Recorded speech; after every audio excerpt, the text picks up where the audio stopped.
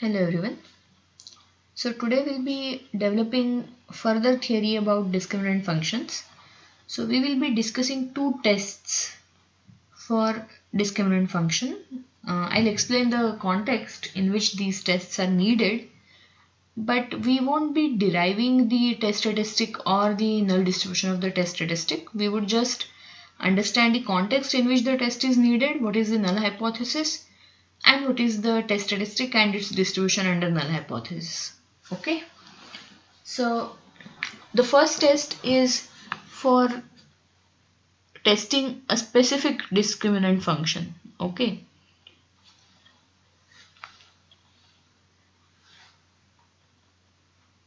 so this is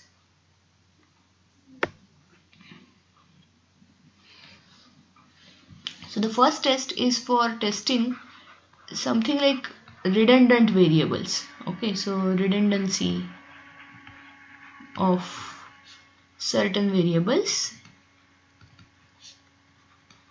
redundancy as far as discrimination is concerned.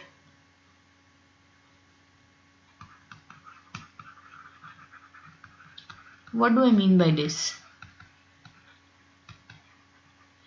See, discriminant function or discriminant analysis is used to find a rule which can be used to classify between two populations, right? Classify an object to one of the two populations, or in fact it can be done for multiple populations also, but currently we are talking about two populations. Okay, now there may be some variables which are more or less similar across the entire data set, means they may be similar across both the sets, both the populations. In that case, that variable may not have any discriminatory power. For example, if I collect data on, say, students of same school in a certain class, for example, I collect data on, say, 8th standard students in a certain school. I collect data on their age, weight, height, blood pressure, etc. Now, age-wise, there may not be much difference because in that particular class, mostly the age difference is going to be at most 1 year. Okay, so age-wise, I may not find much interesting things if I suppose want to create two classes in the same, two populations in the same class. Okay, so age may not really help as a discriminatory variable. So we are going to test whether some such variables can be dropped and still can we get a good discrimination power. Okay, so it's kind of like a dimension reduction exercise. So we are trying to drop certain variables, but we'll be dropping those variables which don't contribute much in the discriminant function. Okay, so our H0 is written in terms of the Mahalanobis distance, okay, squared Mahalanobis distance. So H0 is written as the squared Mahalanobis distance based on P variables is same as square Mahalanobis distance based on K variables where K is less than P. Okay, so let me explain the notations properly. So let x1, x2, xp, this vector be denoted by x, be a vector, and let k less than p, and without loss of generality we assume that we suspect that xk plus 1, xk plus 2, xp are redundant. That is our suspicion. Without loss of generality we feel, or like heuristically feel, or our conjecture is this. Okay, so our conjecture is this. So whichever we feel are redundant, we are putting them at the end. That's all. Okay, so these are redundant, and this conjecture we are going to test via this hypothesis. So if square Mahalanobis distance based on k variables is almost same as that based on p variables, it means that the contribution of the remaining variables to the distance was almost zero, probably because the variables were similar across the two groups. then we can drop those variables and compute discriminant function based on only k variables. Okay. So the same h0 can also be written as delta k plus 1 equal to delta k plus 2 equal to delta p equal to 0, where delta prime x is our Fisher's discriminant function.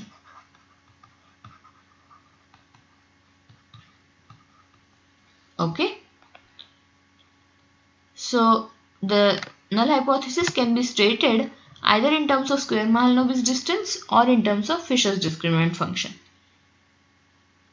For example, if I am trying to find a rule to classify iris flowers in Setosa and Virginica species, so my null hypothesis can be that only the petal parameters are sufficient, means only the petal width and petal length are sufficient. I don't need probably information on sepal length and sepal width.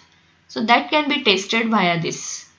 Okay. So petal length, petal width would become x1, x2, and sepal length, sepal width would become x3, x4, and k would become 2, because I am trying to see whether 2 variables out of 4 are sufficient. Is it okay? So looking at the null hypothesis, what we are trying to test is the difference between the two square Mahalanobis distances. So we want this to be almost equal to 0. Of course, we don't know the actual values, so we replace them by their sample estimates. Okay. So my test statistic can probably be based on this difference. Is it okay? So because this is an estimator of this distance, this difference. Okay.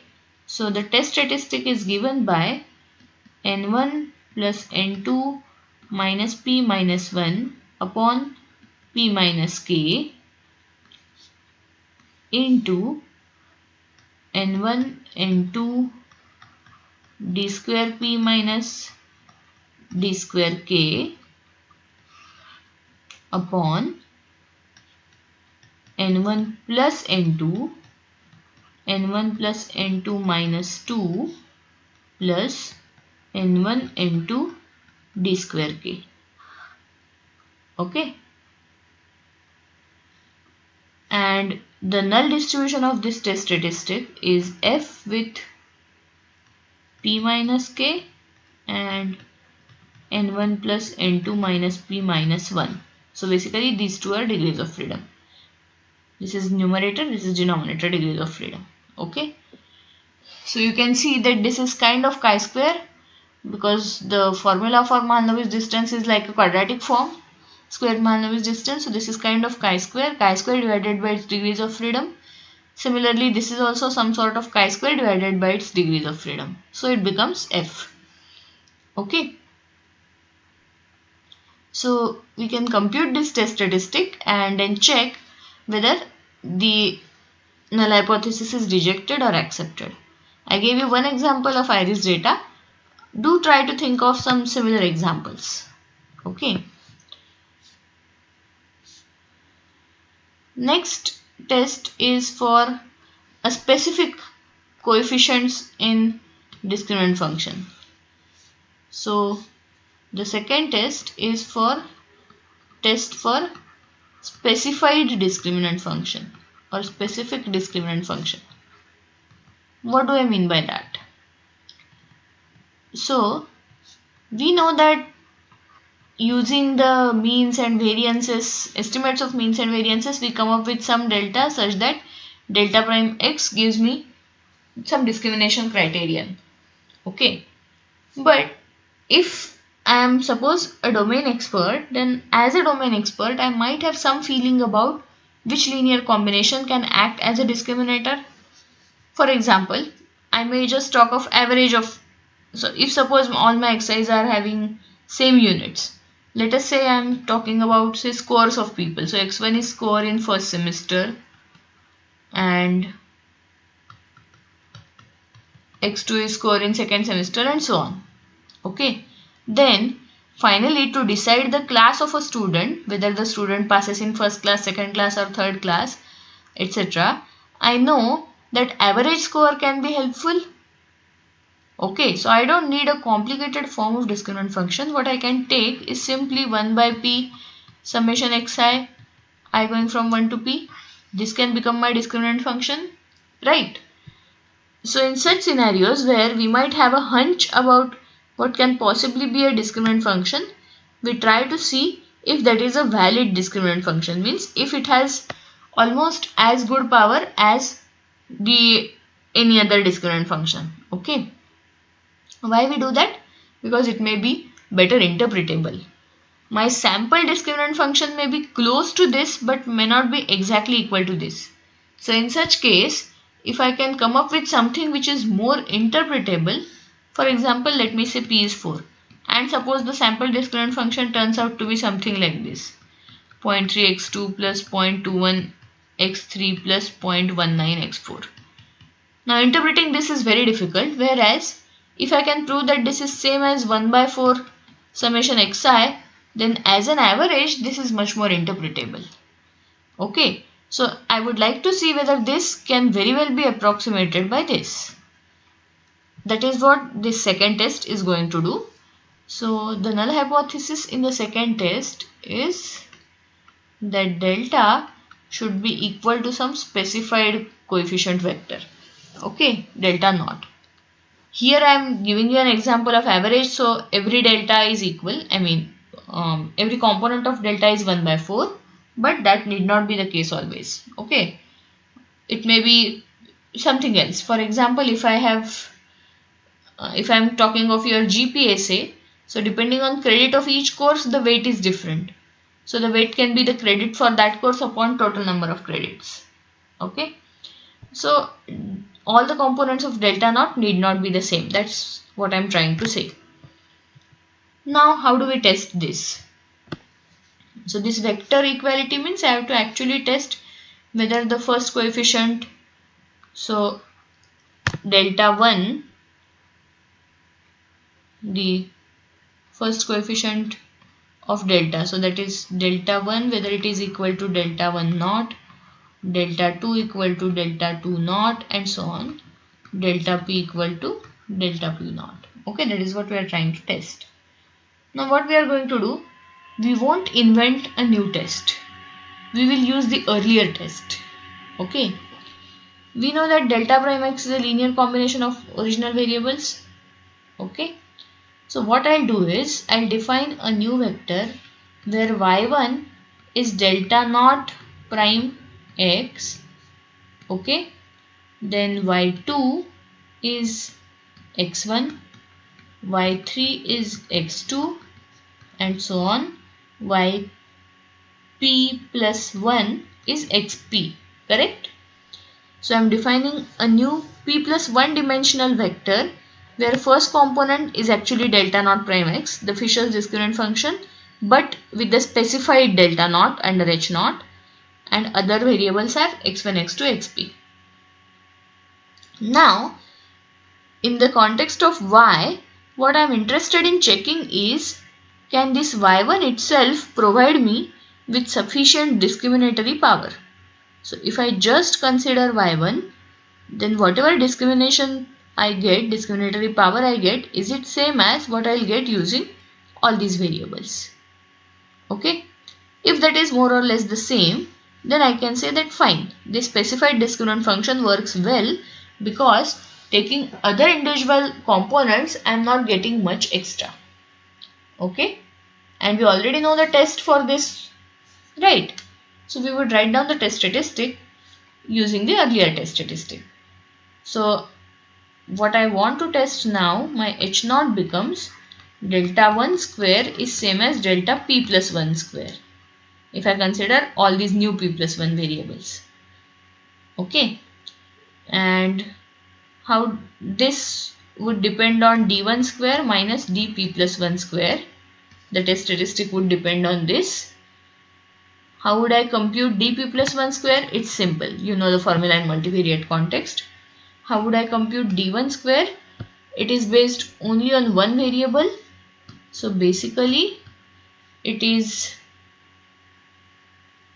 mean of y1 across first population. So y1 bar 1 minus y1 bar 2, mean of y1 across second population, whole square divided by estimate of common variance across both the population of y1. So we had square is actually delta naught prime sigma delta naught, right? It is variance. Sigma means sigma hat, of course. Okay, where this sigma hat is coming from S1 plus S2 upon N1 plus N2 minus 1. The two groups. Okay, the CSSP representation of two groups. Okay. So let us try to substitute in terms of the earlier test statistic. My P is becoming P plus 1. So it becomes N1 plus N2 minus P plus 1 minus 1 divided by P plus 1 minus 1 because K is 1. So this gets cancelled. Here I have minus P minus 1 minus 1. So this becomes N1 plus N2 minus 2. And rest of the things are same. They won't change. So N1 N2 dP plus 1 square minus D1 square divided by N1 plus N2 N1 plus N2 minus 2 plus N1 N2 D1 square. Okay. And this will follow F with P and N1 plus N2 minus 2 degrees of freedom. So basically we have learned only one test but two completely different applications of that test. Okay. So as I said, this can be used when you are interested in a discriminant function which is say more interpretable. For example, like an average or weighted average or maybe even difference in some cases. Okay, something like that. So try to think of some